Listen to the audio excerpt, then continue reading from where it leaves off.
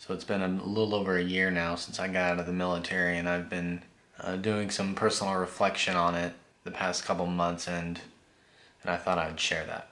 And it's about 5 o'clock, so cheers.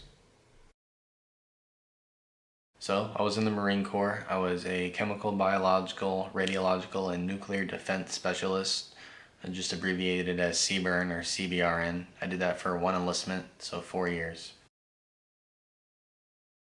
I got out for a couple of reasons. The most obvious one, and the one that was really on the forefront of my mind, was the fact that I didn't want to hold Anna back from her career aspirations.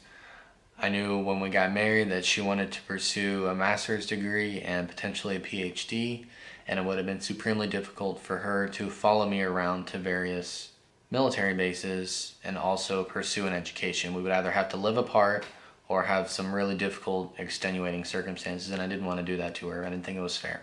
And partially, I got out because it was no longer challenging to me. So as far as I'm concerned, at least as far as the Marine Corps is concerned, from what I experienced, success is pretty formulaic.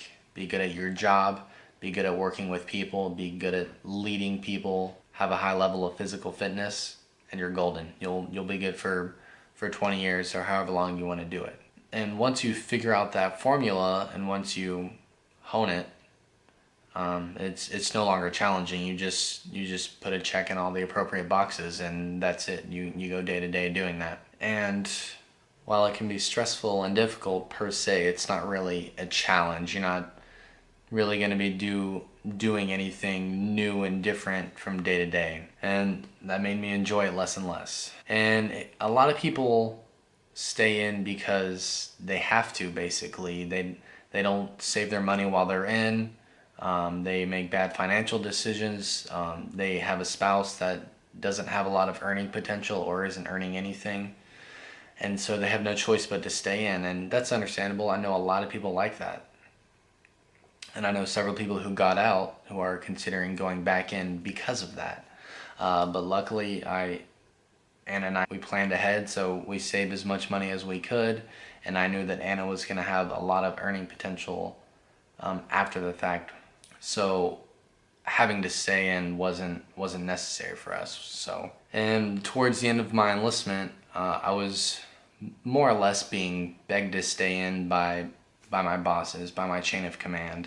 And not to pat myself on the back, but it's true. And I thought about it for sure because I absolutely appreciate what the military is, which is reasonably good pay, as long as you don't consider how long every day is.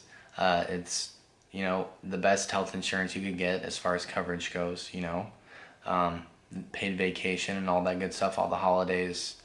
I'm not dissing it or trying to put it down by any means, but I figured that if I wasn't sure about staying in, then I shouldn't stay in. And that's how I felt by the end of it. And I was pretty set in that. And I figured that if I needed convincing, then I just wanted to step aside and make room for someone who really wanted to be there.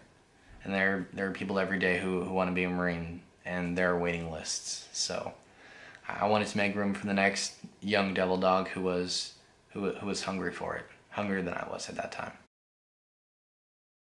I miss certain aspects of it for sure. As an experience entirely, I don't really miss it because that involves a lot of crappy stuff, in addition to the good things. So definitely certain aspects. The brotherhood, the fraternity that everyone talks about, it's definitely there and palpable. I made some good lifelong friends, and I spent sun up to sundown with them. I lived with them. I traveled with them, traveled the world with them, and those are friends for life. And I got to see 7 more countries because of the military, and I got paid very, very well to do it, relatively speaking.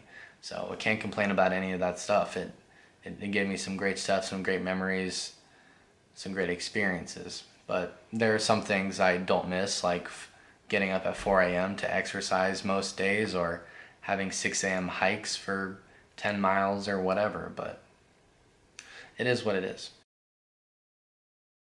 If I could start over from the beginning and go to boot camp with all the experience and knowledge that I have now, I think I would still do it. Just because the day I became a Marine was probably the most proud day of my life. Biggest takeaways.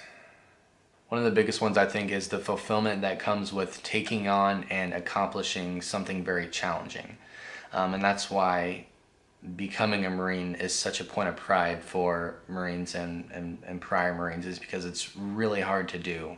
And I think that goes with anything in life. I think Michael Jordan said once, nothing of value comes without hard work.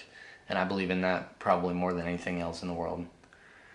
So the more challenging something is, the more rewarding it is to accomplish. So having become a Marine and jumped over that hurdle makes other challenges in life seem much less daunting. So it puts things into perspective, I guess, is what I'm trying to say. And also a big takeaway, I think, is learning how to work with someone come hell or high water. So there are people that you have to live with, eat with, work with, sun up to sundown. And you're not going to be friends with everyone. There's going to be some people who you don't like. It might be for petty reasons. It might be for really big reasons that you don't have control over. They might be your peers, your subordinates, your higher ups, the people over you. And you have to learn to work with them, because it's not about you or them. It's about the common goal and the task at hand. And learning how to work with someone that you might even loathe, I think is a really big, important life skill to have that's very valuable. It's a question I don't get a lot, but I have gotten it from time to time. It always seems like a really strange question to ask veterans. Probably because asking it kind of implies that that's the expected response or the expected sentiment from veterans, which I don't really understand. I don't know of any veteran or even active duty personnel that admittedly regrets their decision to join or regrets their experience while they were in. So it seems a little rude to ask, but no, I don't. Not even a little bit. I would do it all again in a heartbeat. So that's all I really got. Thanks for watching.